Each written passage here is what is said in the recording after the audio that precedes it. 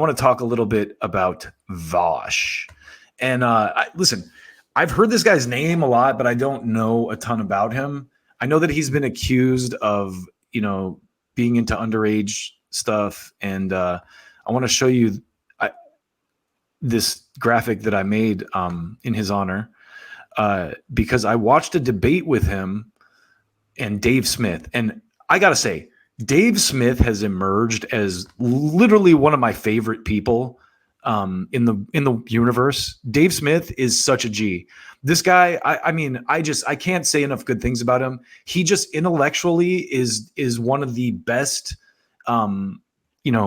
debaters, I think. And just because he's very well spoken, and he just has a kind of like a good temperament about it, and just a very matter of fact and a good knowledge too of the history. And I think the other thing I love about him is I see a lot of similarities myself. As I just mentioned, I was a Ron Paul guy in the 2012 era. I probably didn't go down the libertarian rabbit hole as far as Dave Smith did. But after the event we just spoke about, I've definitely leaned a little bit more in that direction than I used to. So anyway, I kind of stopped watching Breaking Points, but they drew me in with this. And Ryan Grimm, it's not Crystal and Sauger, it's Ryan Grimm and the other chick.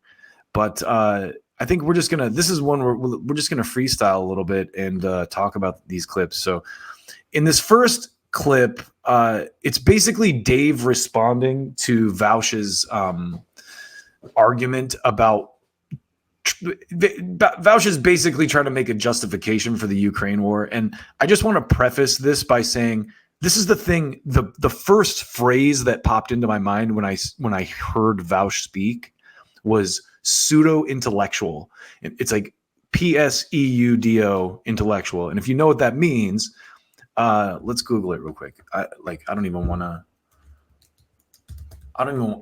to mislead anyone because it is a real word, and I think it's the best way to describe this guy Vaush. And so let's read it here. Britannica Dictionary's definition of pseudo-intellectual: a person who wants to be thought of as having a lot of intelligence and knowledge, but who is not really intelligent or knowledgeable. She thinks her classmates are just a bunch of pseudo-intellectuals. So Vaush is a pseudo-intellectual, but if I was going to give him an actual nickname, it would be Vaushbag, which is why I created this graphic for him. And you're about to see why. This guy is a complete tool. And Dave Smith just kind of handily dismantles him. If you watch this whole, if you're into this kind of stuff, I encourage you to go watch the whole thing, despite it being Breaking Points, because it's just a good conversation, I think. And it's so clear. Vaush even reminds me, like his presentation reminds me of the Patriot Front guy that I just did like a piece on, who was on PBD. They just, first of all, they're super young, and they talk. He speaks with confidence. I mean, as a speaker on stage or on screen or whatever, he's much better than me. When I edit my stuff, I'm like, God damn, I stutter a lot, or I say like a lot. I'll get better. But this guy's very polished as a speaker. But the stuff he's saying is so empty. It's like juiced up slogans. He uses the neocon sloganeering, but he kind of juices it up with bigger words and stuff. And just, you'll see what I'm saying. Watch this. That we can't have that argument. Well, I mean, first I would just point out how absurd it is that after the last 20 years of terror wars, somehow the United States of America still gets to put itself in the position of global peacemaker.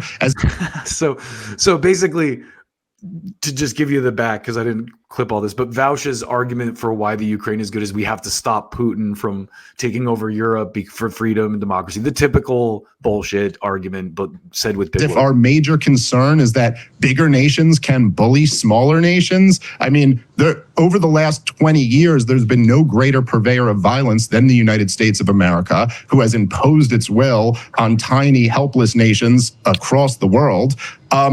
As far as that, yeah, it's not good that Vladimir Putin invaded Ukraine. And yes, certainly that's something we don't want to see. My argument would be that America and the West more broadly had many opportunities, many off-ramps to put this fire out or at least calm it down. So, and this is, Dave dodges this throughout this argument, but also, why did Putin invade Ukraine? That's what I want to ask these people. Like, oh, the terrible invasion. He should have never done that. Okay, why did he do it? Well, because he's crazy. He's a madman. No, he didn't do it because he's a madman. He did it because there was a civil war going on his border for years, and we started really escalating it and sending weapons and helping, like, you know, arming the insurgents on his border. And you can say whatever you want about Putin. Well, you know, I'm not trying to praise Putin or take sides or anything, but just from a pragmatic standpoint, if you run a country and there's a war on your border and a foreign power starts sending them weapons, you're going to do something. And at every single turn, poured more gasoline on this fire. That ultimately resulted in the invasion in 2022. Yeah, so Vaush, how can the U.S. say with a straight face that it's not okay for other countries to invade smaller countries?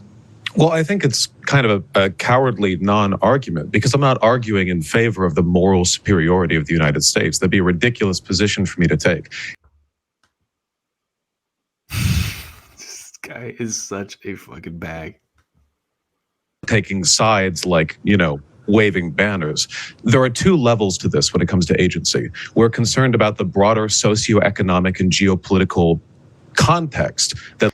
Do you get points when you say socioeconomic and geopolitical in a sentence in the world that Vaush lives in? Led to where we are now. And that goes back to the Cold War and even earlier. You know, if we listen to Putin's justification.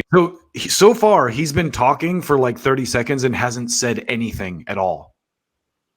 For the invasion, it goes back to the borders of the Russian Empire, you know, and then there's like the immediate decision making. We mustn't remove agency from the equation. Russia invaded, by Putin's own words, in a sort of territorial land grab. The idea that it was entirely because of a response to Western aggression or NATO posturing is ridiculous and ahistorical. But that proving that he doesn't know anything in a territorial land grab.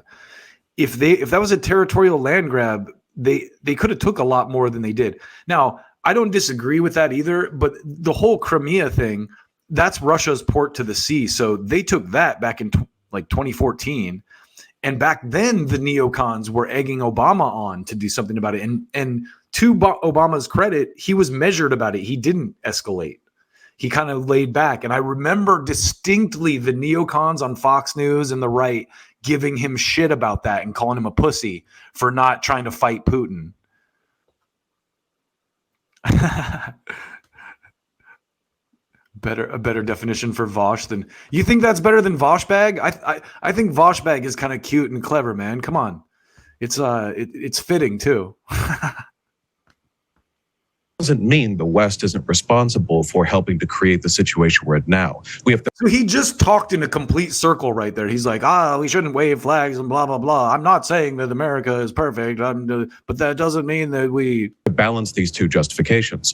Our arrogance after the end of the Cold War, the fact that rather than reaching out to Russia as a potential future ally, we ostracized, with the shock therapy, this sort of economic. You know who reached out to Russia as a potential ally and got completely smeared for it? Our last president. Devastation of Eastern Europe and the former Soviet states. These contributed to an environment in which future conflict was inevitable. It was reprehensible. People forget that Russia was our ally in World War II against the Nazis. The part of the Western governments to participate in this. Look today at the divide between former West and Eastern Germany. I mean, the reason that East Germany is voting so heavily for the AfD is in large part because they see it as a rejection of the doctrine of the West that left them behind after reunification. These should all be taken into account. And we must acknowledge that Putin is a fascist who did a territorial land grab. Those two. Okay, in perspective, how long has Putin been in control of Russia? How many years? A long time. I remember him visiting George W. Bush. So like over 20 years, Putin's been in there. What outside of the Ukraine war, which we just kind of discussed the historical nuances of, what other territorial land grabs has Putin made versus the United States? And you could argue, oh, the wars that we've done haven't been territorial land grabs. Well, then why are we still there? Why are we still in Iraq? Why are we still in, Syria? Why are we still in these countries if they're not, What are we doing?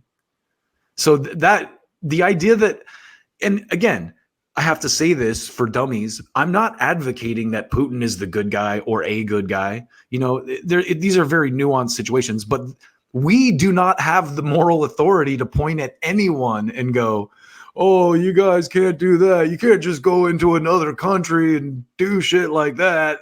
It seems so unserious coming from a country like the United States who's been doing exactly that since World War II. Two facts don't contradict each other. They work together to create a complete narrative. With regards to the invasion now, I agree we have to take the threat from Russia seriously. And by that, I mean, we don't want this to scale out infinitely. We don't want this to turn into a global war. That's something we have to take seriously. At the same time, we have to acknowledge Russia does too. And their constant threats of nuclear war, the fact that they started this invasion, the fact that they have been posturing and acting aggressive towards Finland, towards the Baltic states, even like ramping up aggression towards the rest of posturing. And okay, this is again, they've been posturing and acting aggressive toward these states based on what evidence? And that's the thing. Chomsky said something about how we're not allowed to hear what Russia's saying. Even if they're lying, we should be allowed to hear what they're saying. What is Putin saying? Is he saying he's going to go into Poland? Is he saying he's going to go into Finland? I've never heard him say that. In fact, I've heard him say the opposite, which is why they demonized Tucker for doing an interview with the guy. Western Europe, we must consider again their agency. Now, I think that in the long run, there is a very deleterious consequence to creating an incentive structure. Deleterious consequence. Do you see what I'm saying about this guy? How he just says these big words that make him sound smart. He still hasn't really said anything yet. I don't know what point he's making here. Where Putin gets to boost his national rep, his prestige, with a successful land grab in Ukraine. I think it would have been disastrous if he could have just marched. So now he's basically echoing the neocon talking point that if we leave now, we're letting Putin win, which if you remember is what they said about Afghanistan and we can't let the terrorists win. If we leave now, if we stop dumping billions of dollars into this country right now, the terrorists are going to win. We're letting the terrorists win. Let the terrorists win. How long were we in Afghanistan? How many years? And what does it look like now? Was that really worth it? It just leads one to wonder, are their motives really about freedom and democracy? I don't know. The West and taken the territory because it would have reaffirmed and rewarded all the worst possible behaviors from him. That doesn't mean I think that we should sort of do a victory lap around Russia. We can't reward Putin by having peace talks and coming to a settlement here. That's crazy. Russia, Cold War II, let's win, let's trounce them in Ukraine. I do think that we're in a tough situation because we can't just magically make Russia, I guess, a democracy or a country less incentivized to invade its neighbors or reclaim historical territory. It's a difficult question, which is why I don't like simple answers. So, Dave, actually, here's a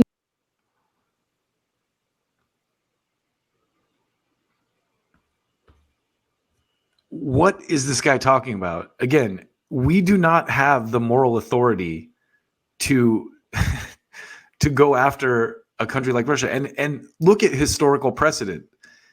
What other countries outside of the one that we've been sending weapons to has Russia invaded over the last 20 years since Putin's been president? And why aren't we allowed to hear what Putin has to say? Why is that completely, blackballed from the media? Why we're not big enough, we're not grown up enough to see that. So let's keep going here. Here's part 2 of this. Sorry. Yeah, you started the conversation talking about not wanting this to be a stalemate that goes on forever. So last year we had this. Now I gotta take a sidebar here and give Ryan Grimm credit for this question because it's a very good question. It's an oppositional question. And Ryan Grimm is very imperfect. Believe me, Grimm job. I have some beef with Ryan Grimm on some issues. But, I'm going to praise these people when they do good work, and this is very good work. So kudos to Ryan Grimm. Shout out to Ryan Grimm for this. Watch this. This is very, very good. Much vaunted counteroffensive. At the time, there were tens of thousands of younger Ukrainian troops who were alive and were well trained. They were well equipped. They launched this massive, much anticipated counteroffensive. It was a complete disaster, led to an enormous loss of life and a loss of equipment. And so, to your question of what do we do next, like, why is it the case that a new counteroffensive with older, less well-trained Ukrainian troops and less well-equipped troops would be able to succeed against a more fortified Russian military, while the previous one failed? In other words, like, what is this Hail Mary that you're talking about that could change the calculation on the ground to such an extent that it's worth it to continue throwing Ukrainian men and women into the maw of this war? Well, I don't like the term throwing, only because, like, they are, of course, engaged in it, right? They're not just being they're being grabbed in many cases and literally thrown. 45-year-old men. Well, literally thrown. Yes. Ukrainian morale, or at least interest in continuing the war, is still high. But that sort of nitpick aside, I would only say. Okay, so what Vaush is arguing here is that despite the conscription and everything, the majority of the country still supports the war. And Dave Smith dismantles that point so well. Just listen, this is so beautiful. Look, the Hail Mary is something that I hope for. It's not something that I think is guaranteed. With the introduction of ATACMS and other relatively long-range, munitions, we have the ability to sort of provide Ukraine. Listen to this guy. He's like, with the ability of ATACMS and sociological, geopolitical. The option to strike at depots, refineries, and facilities that are closer to pseudo-intellectualism, just like a guy trying to sound smart that's saying absolutely nothing. To the sort of back lines of the conflict. And that has had like a massive effect in the past 4 or 5 months since that was introduced. I don't know whether that's going to be a game changer in the war in the long run. I hope that it is, because ultimately I do think that a conciliatory position from Russia would be a better way of ending this conflict than one in which things just freeze as they are now. The DMZ buildup along the line that people settled on right now would be catastrophic, and I think it would just guarantee further war. My hope. So this is exactly the rationale they use to keep us in Afghanistan. Well, if we pull out now, it's just going to be another war in 10 years. So we got to make sure, And this is, I know, perhaps a little naive of me, but I still have a little bit in me that hopes for that. That's the first honest thing he said. My hope is that eventually, following the expansion of Ukraine's ability to strike at further back targets, this becomes increasingly economically untenable for Russia. There's pressure from both sides. It's not going to. If you've been paying attention, dickhead, they've made strong alliances with China and the BRICS alliance and Saudi Arabia. They don't need us. They're not. Russia has 140 million people. Ukraine has like 40 million. Dude, this is not going to end well. And the fact that these douchebags are still pushing this, like, this is a good idea, and we should not be trying to ramp this down, wind this down through peace talks. What an idiot. This has gone on long enough. We literally can't keep this going anymore. We're both on fumes, and like two exhausted boxers on the 14th round, they both collapse into each other's arms, and they have a Christmas Day in World War I. There's a moment where for a second things get rough enough, long enough that they collapse and they just can't do it anymore. And maybe the world like breathes a sigh of peace as they finally do settle on whatever line they're at that point. I think it's quite a dangerous game to play, man. I mean, I know it was That's beautiful, man. It's all dangerous, right? Well, sure, but I'm just saying, it was the neocons' hope that if you overthrew Saddam Hussein, democracy would sweep the region. And, that would have been nice, I guess. But, the hope that, if they strike inside of Russia, that will make Russia realize that, this war just has cost us a little bit too much, and we sure should knock off this war business. That's quite a risky game to play. There's a couple of things that I want to. Well, let me just respond to a couple things you said there, because things that I think are pretty interesting. So this is great.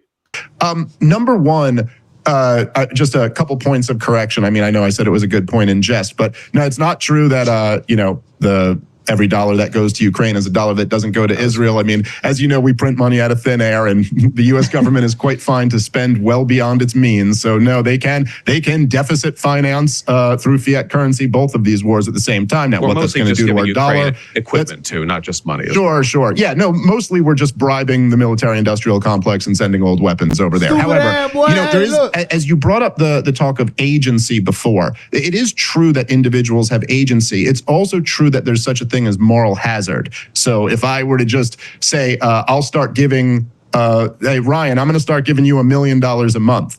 And then you quit your job and you sit at home and I go, look, he doesn't want to work.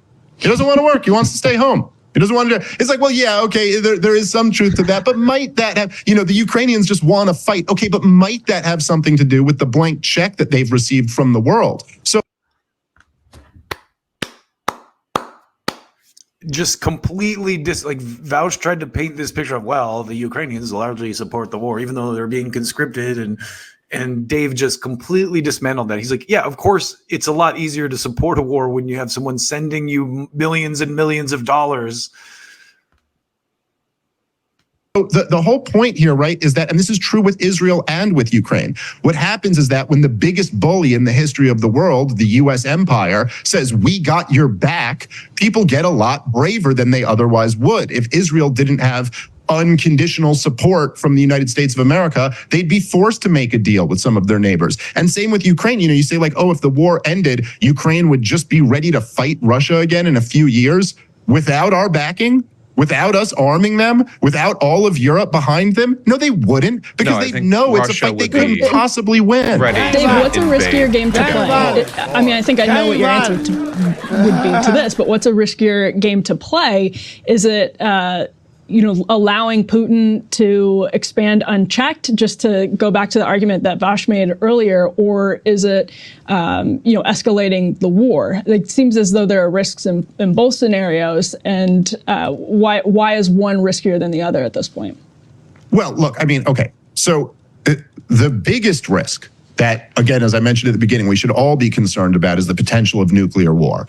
And what's prevented the nuclear war in the past has been private negotiations, handshake agreements, and mutually assured destruction. The fact that, nobody really wants to get into a nuclear exchange because we all lose. The only time, especially now, because the current administration isn't doing handshake deals or even having conversations behind the scenes with the Russians, the only thing that could lead to a nuclear exchange, so in other words, the worst case scenario, is that Vladimir Putin actually thinks he's going to die. He thinks he's going to end up like Muammar Gaddafi. And that's the scenario where you might end up launching nukes because, screw it, bring everybody down with you. In terms of the risk of Russian expansion, I do think that Vaush made a somewhat fair point where, look, between the mix of, this is my point, not yours, but resulting in yours, between the mix of NATO joint military exercises with the Ukrainian government, the massive amounts of foreign aid, the weapons shipments that Ukraine has got, going back to before the invasion of 2022, but certainly since 2022, it has made Ukraine a tougher adversary than they otherwise would have been. Vladimir Putin famously said back in 2008, when he was warning Burns, who was the ambassador to Russia at the time, that I could be in Kiev in 2 weeks. Well, I don't think that's true anymore. I think this closing point he makes here is really good. It's a tougher battle for him than that.